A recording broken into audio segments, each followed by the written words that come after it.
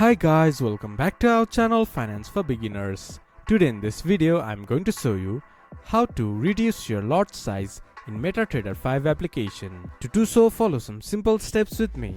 First of all, open your MetaTrader 5 application, then this type of interface will appear in your screen once you have logged into your account. From the bottom of the screen you can see a terminal section. If this doesn't appear in your screen, just press Ctrl+T, then it will pop up in your screen. From here, go to Trade menu bar. There you can see all your pending trades.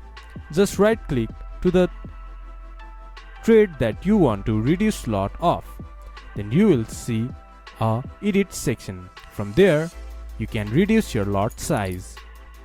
To confirm it, press OK.